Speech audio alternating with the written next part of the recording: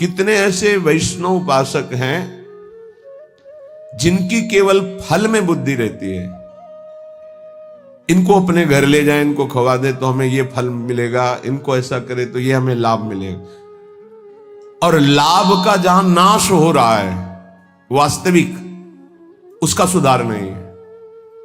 अंधा बटे पड़ा चबाए, अपराध खाता जाता है और वो सोचता है मैं साधन संपन्न हो रहा हूं।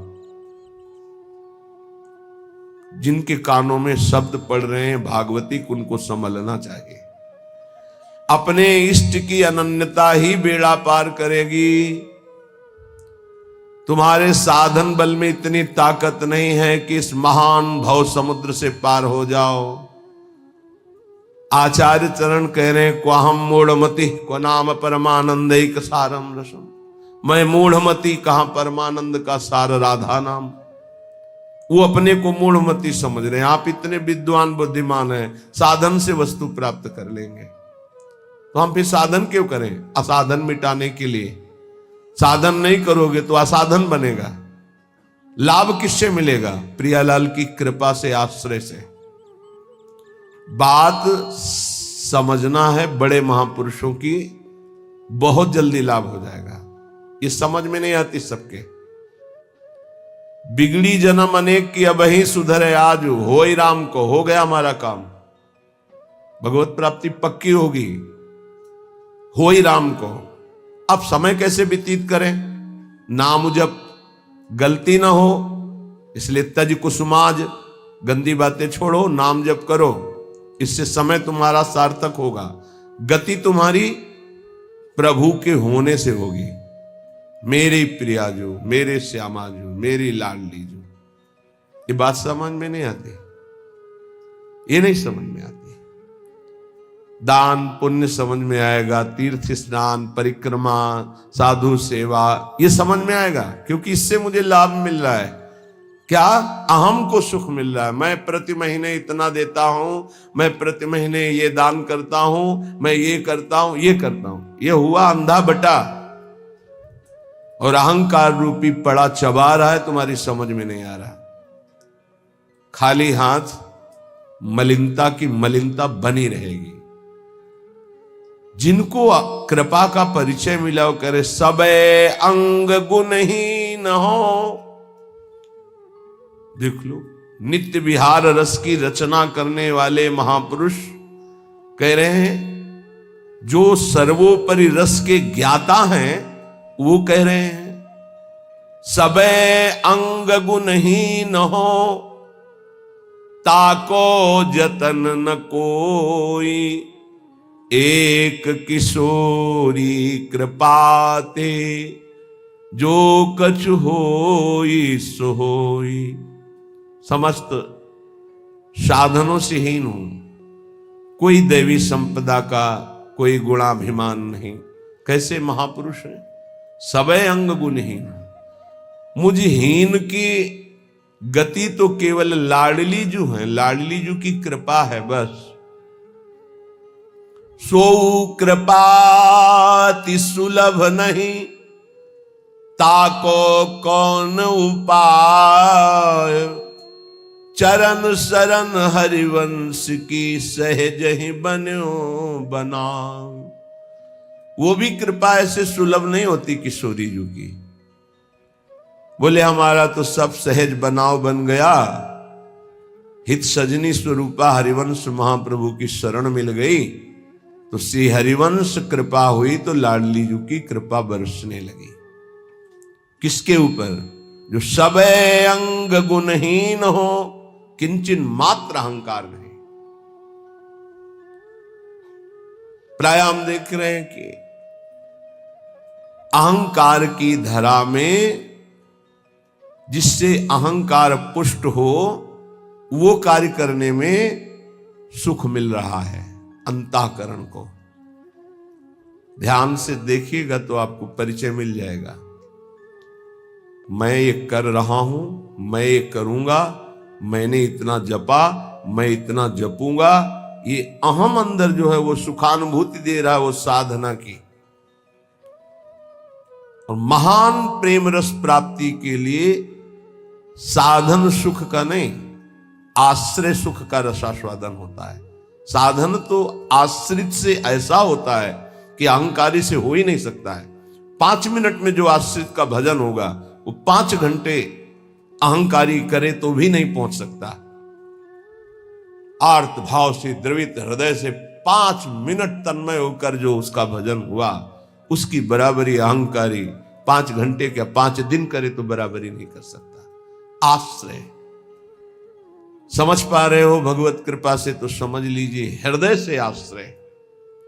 समय व्यतीत करने के लिए नाम जप।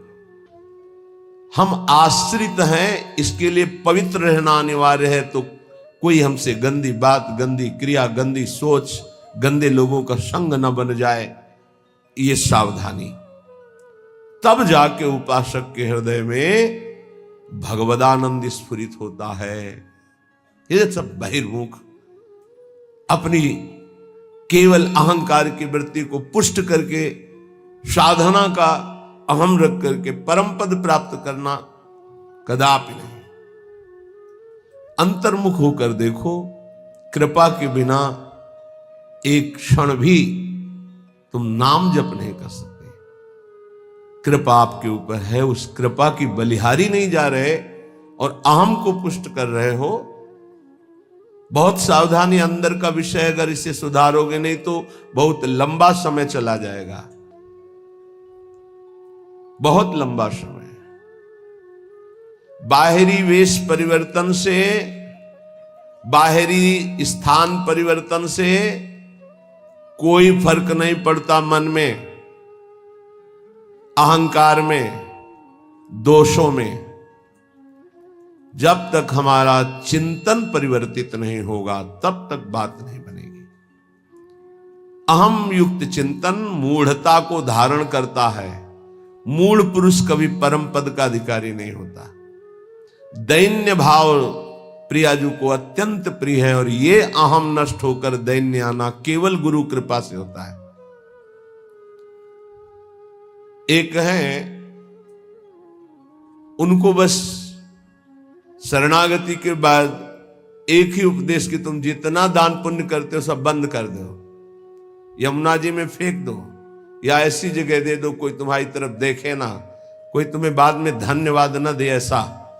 और नमक रोटी खाओ, भजन करो, श्री जी मिल जाएंगे। पर वो सम्मान प्रिय जीवन तो हमको ये बर्दाश्त नहीं। और सार्वभौम सत्संग हो रहा किसी व्यक्ति के लिए नहीं, वो तुम्हारे अंदर की कमजोरी को दूर कर रहा है, उस कमजोरी को मार रहा है जो तुम्हारे भजन को खा रहा है, तुम्हारे भजन को छीण कर रहा है। पर वह अहंकारी चोरों को संभाल के हृदय में रखता है और सतमार्ग की वृत्ति से दूर हो जाता है। वो समझ नहीं पाता, वो संत वाणी को, गुरु वाणी को अपना विरोधी समझता है और अपने विरोधी काम, क्रोध, अहंकार, मोह, मद, इनको मित्र समझता है और इनको बचाने के लिए सत्संग रूपी प्रहार से बचा जाता है। नहीं, इतने प्यारे इन दोषों को हम कैसे निकाल सकते हैं? सत्संग छोड़ देंगे, सामने आना छोड़ देंगे, लेकिन भगवत प्रदत्त बुद्धि के द्वारा विकारों को छोड़ दें, ऐसा कैसे हो सकता है? यही दुर्गति जीव की है। भगवान की तरफ ते सब बानक बन गया, मानव देह वृंदावन आ जाना, रसिकों से शरणागत होकर दीक्षा ले लेना, साधन पद्धति का ज्ञान करा देना, पर कुछ नहीं। हाथी का स्नान सब हुआ, हाथी स्नान किया, सूंड से रज लिया, फिर ऊपर सब डाल लिया, क्या हुआ? चाहे जितना निर्मल करो, अहंकारी अपने आप को मलिन रखना ही अच्छा समझता है। देह भाव वाले जनों का संग कभी नहीं करना चाहिए। इनके संग से केवल दुख, अशांति यही प्राप्त होती है। अपने को सदैव अहंकार रहित बनाने के लिए ही तो हम साधना कर रहे हैं। और हमारा बंधन है क्या? हमारा बंधन क्या है? संस्कृत मूल सूल प्रद नाना सकल सुखदायक अभिमाना। ये अहंकार ही तो बंधन है, और यही मिटाने के लिए जब हम गुरु शरण में होते हैं, जब अहंकार पर घन चलता है, भाग पड़ते हैं। अहंकार पर चोट नहीं होनी चाहिए। फिर मिटाना किसको था, साधना किसकी थी? इसलिए उपासक सावधान। श्रीपाद प्रबोधानंद जी कह रहे हैं, भ्रातस्ते किमु निश्चयेन विदितः स्वस्यांत कालः किमु त्वं जानासि महामनुं बलवतो मृत्युर्गतिस्तंभने मृत्युस्तत्करणं प्रतीक्षत इति त्वं वेत्सि किं वा यतो बारंबारमसंक एव चलसे वृंदावनादन्यतः। भ्रातस् ते किम निश्चयेन विदितः स्वस्यांत कालः किम। ए भाई, क्या तुम जान गए हो कि तुम्हारा मृत्यु का समय कब है? तुम निश्चित जानते हो? तो उत्तर आएगा नहीं जानता। तो फिर तुम बलवान मृत्यु की रोकने की गति क्यों नहीं प्राप्त कर रहे? जहां तुम्हें मृत्यु छू न सके, ऐसी स्थिति में क्यों नहीं पहुंचना चाहते हो? क्यों बार बार जन्मना मरना पसंद करते हो? अर्थात इस भयावह दुखालय संसार से तुम मुक्त होने का उपाय क्यों नहीं कर लेते हो? तुम्हें पता है एक दिन मृत्यु आएगी, उस दिन का मुझे पता नहीं। हे भाई, तू बलवान मृत्यु को रोकने का उपाय क्यों नहीं कर रहा?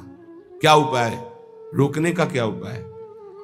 हमारी जो शरीर से तन्मयता है, तन्मयता हट जाए और प्रभु में तन्मयता हो जाए, तो जैसे सांप ने आक्रमण किया, कपड़ा उतार के फेंक दिया, वो उसी को काट रहा है, मेरे ऊपर कोई फर्क नहीं पड़ा। ऐसे ही हमारा कपड़ा है ये स्थूल देह, केवल स्थूल देह पर प्रहार होता है मृत्यु का। सूक्ष्म देह कारण और जीवात्मा ये पुनः नए शरीर को धारण करते हैं, स्थूल छूटता रहता है। श्रीपाद कह रहे हैं, जब तुम्हें अपनी मृत्यु का पता नहीं और मरोगे, तो तुम उपाय क्यों ऐसा नहीं कर लेते जिससे मृत्यु तुम्हें स्पर्श न कर पावे? जब तुम्हारी मृत्यु होगी तो तुम्हारा कुछ नहीं होगा इस मृत्यु लोक का। तो अपनी श्वासें ऐसी जगह क्यों नष्ट कर रहे हो जहां कुछ तुम्हें नहीं मिलेगा? कई बार प्रार्थना की है, मानो आपको एक ऐसे देश भेजा जाए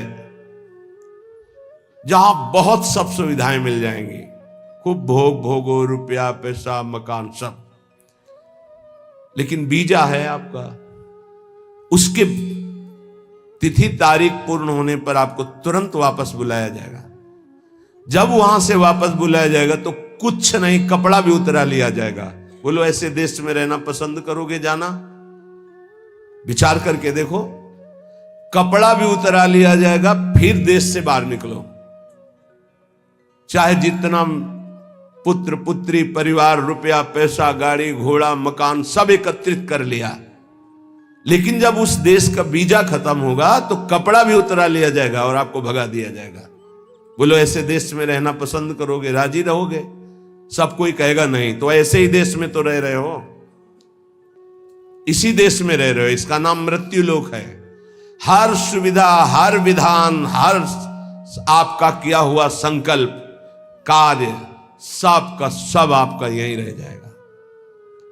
ये कपड़ा भी उतरा लिया जाएगा, स्थूल शरीर भी यहीं भस्म कर दिया जाता है, इसको भी नहीं ले जा सकते, छोड़, इसको भी छोड़ करके सूक्ष्म शरीर, कारण शरीर और जीवात्मा, ये पुनः आगे पुनरपि जननम पुनरपि मरणम पुनरपि जननी जठरे शयनम।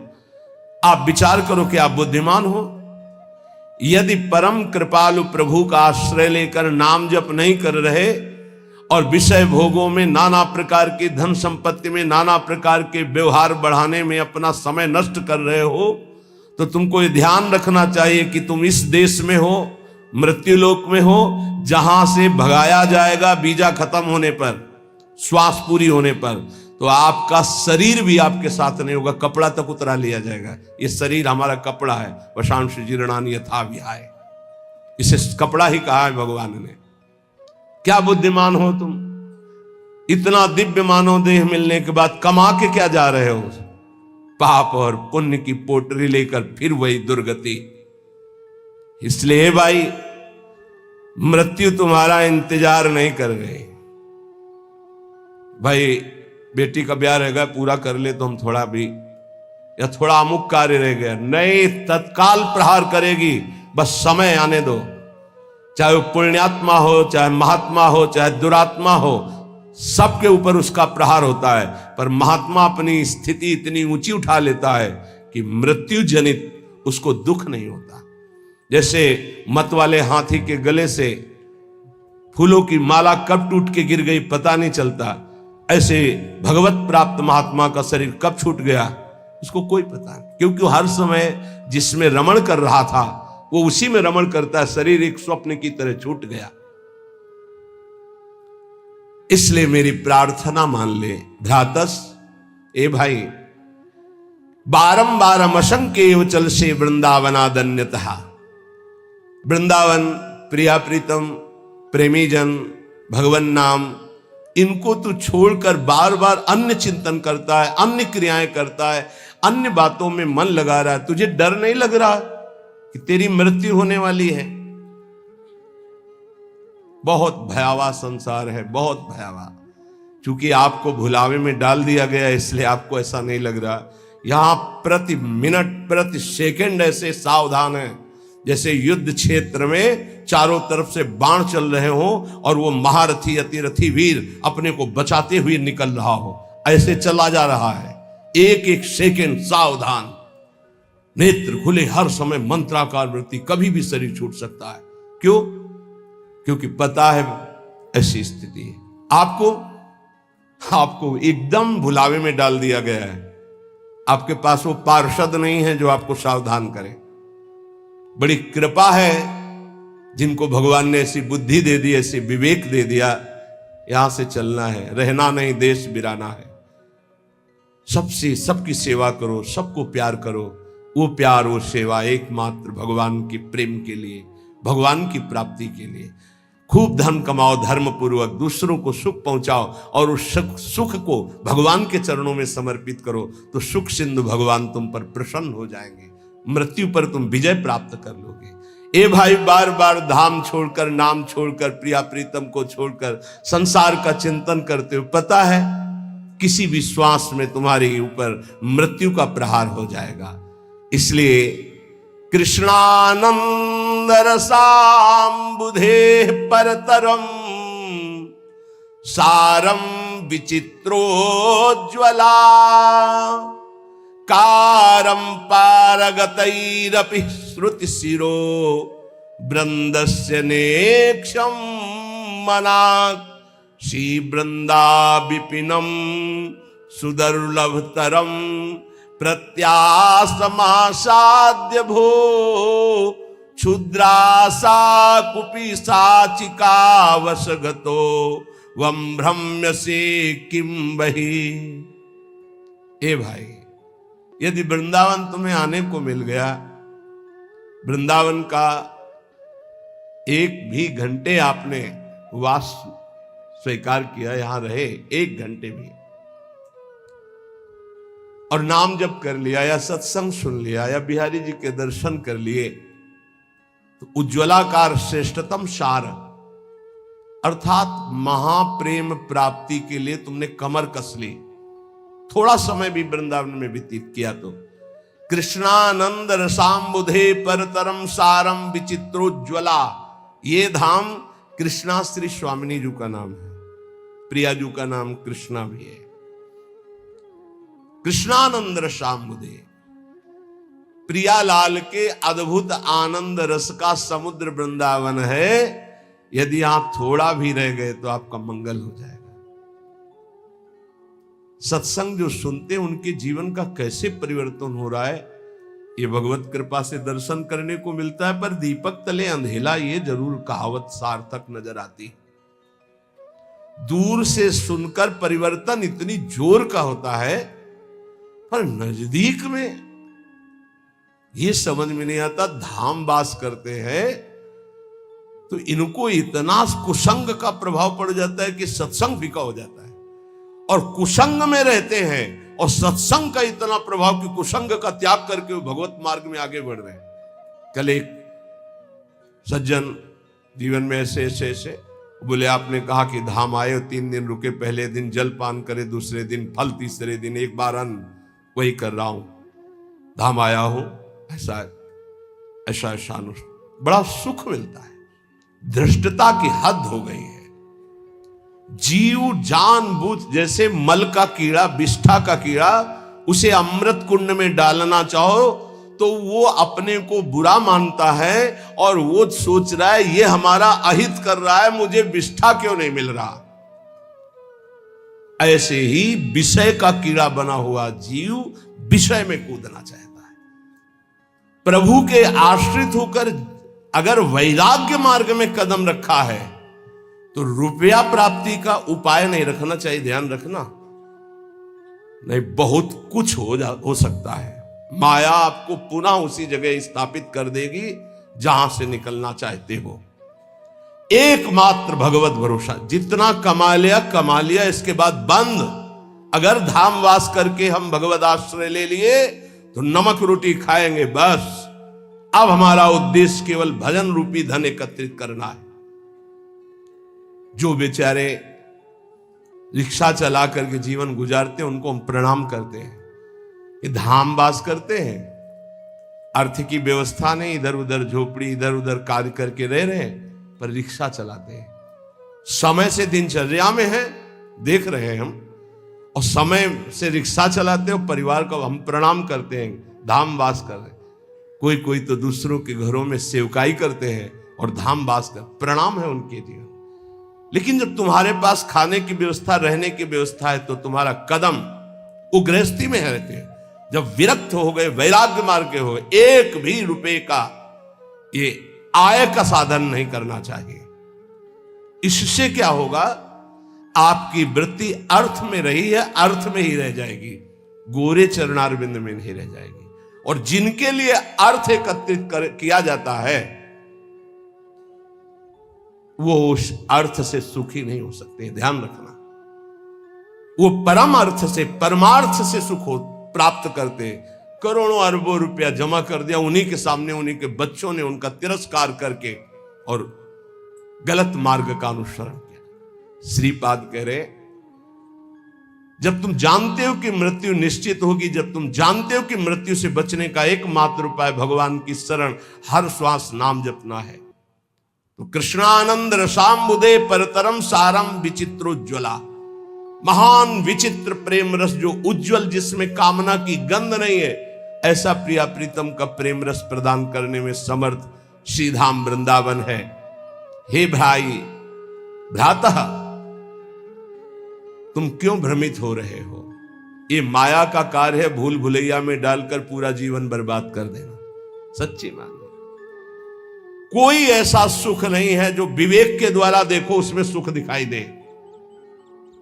विवेक के द्वारा, बुद्धि का अंधा आदमी तो कहीं भी कूदेगा जाके। एक सुख हमें बता दो कि ये महान सुख है इस मृत्यु लोक में। एक सुख, पूरे शरीर को इसी को लेकर के सारे सुख विधान है। कुछ भी खाओ 6 घंटे में दुर्गंध युक्त मल, कुछ भी पियो दुर्गंध युक्त लघुशंका, छिड़क दो गंदगी, कान साफ करो गंदगी, सुबह देखो आंखों में गंदगी, और नीचे तो गंदगी के कुंड ही हैं। और इसी शरीर को सजाना, इसी शरीर को भोगना कौन सा सुख हो सकता है? मलमूत्र के द्वारों में कोई परमानंद छिपा हुआ है। परमानंद भगवान को छोड़कर मलमूत्र के भांड को सजाना और इसी को भोगना, यही माया की चाल है। इसी से दुर्गति प्राप्त होती हो। बड़े बड़ों को गिरा दे, ये कोई छोटी बात नहीं है। केवल एक 3.5 हाथ का जो ढांचा है, यही हमारी दुर्गति का कारण है और यही हमारी सदगति का कारण हो जाएगा, यदि हम संतों की बात मान ले, शास्त्र की बात मान ले। तो मन मानी आचरण। रुपया खूब हो, खूब भोग सामग्री हो, भोगूं यही सुख है। कितने दिन, ये भी तो सोचो, कितने दिन। ना भोगने लायक शरीर रहेगा, ना भोगने लायक तुम रह जाओगे। एक बार प्रार्थना मान लो, जैसे भी स्थिति में हो, जहां भी हो, जो भी हो, नाम जपना शुरू करो, भगवान का आश्रय ले लो। श्री कृष्ण एकांत भावम क्वानु सकल जनो वश्या मापनोत्य यत्नात्। तुम ऐसा यत्न करो कि तुम्हें एकांतिक भाव श्री कृष्ण से प्राप्त हो जाए। एकांतिक, हर परिस्थिति में हमारा मन सावई मनः कृष्ण पदारविंदे। बहुत करुणामय प्रभु श्री कृष्ण है, बहुत करुणामय। ये हम राधा राधा कहते हैं तो ऐसा मत समझना कि हम श्री कृष्ण को प्यार नहीं करते। किशोरी जू से भी अधिक प्यार करते हैं, किशोरी जू से भी अधिक। हमारी स्वामिनी जू के प्राण प्रिय हैं लाल जू, तो हमें कैसे लगेंगे? सोचो, जो हमारे प्राण प्रिय हैं उनको प्राण प्रिय हैं लाल जू, तो हमें लाल जू कितने प्यारे लगेंगे। मेरी प्यारी जू क्या कहती, मुंह को तो भावती ठोर प्यारे के नैनन में। मेरी स्वामिनी क्या कहती, मेरे तन मन प्राण होते प्रीतम प्रीतम। मेरे लिए प्रीतम क्या हुए, प्यारी जू से भी बढ़कर प्यारे, क्योंकि वो मेरी प्यारी के सुख समुद्र है। श्री कृष्ण एकांतिक वृत्ति, एकांतिक, श्री कृष्ण के सिवा अन्य कोई आश्रय न हो। ये बहुत खास बात हम बार बार इसलिए आ जाती है, इसी से परम पद मिलता है, इसी से कल्याण होता है, इसी से बचाव होता है, इसी से सदगति होती है, और ये पकड़ नहीं पा रहे हैं। बार बार ये प्रश्न आता है कि जब आप आश्रय पे बोलते हो तो हमारा मन भजन से हटने लगता है। कैसी बात करते हो? आश्रित का मन भजन में ही डूबता है। भगवद आश्रय रहित भजन कोई कर सकता है? कैसे आप ज्ञान की बात करते हो? यही तो समझ में नहीं आ रहा अहंकार को। भगवद आश्रित से जो भजन होता है रोम रोम से भजन होने लगता है, अंदर से आत्म समर्पण, रोम रोम, जहां समर्पण वहीं भजन होता है। जैसे हमारा शरीर से आत्मवत भाव हो गया तो शरीर का भजन हो रहा, ये खाना, ये देखना, ये पीना, ये भोगना, ये छूना, ये सूंघना। एक बार थोड़ा विवेक से विचार करो, क्या सुख चाहते हो? कौन सा सुख है? किसमें सुख है, किसमें है? थोड़ा विवेक से विचार करके देखो। बस ये ऑपरेशन समझो सत्संग का। किस जगह सुख है, कौन सा सुख है, विचार करके देखो। केवल मुझे भ्रमित करके जो मानव देह का टाइम समय मिला है उसे नष्ट कर रही माया, और कोई कार्य नहीं।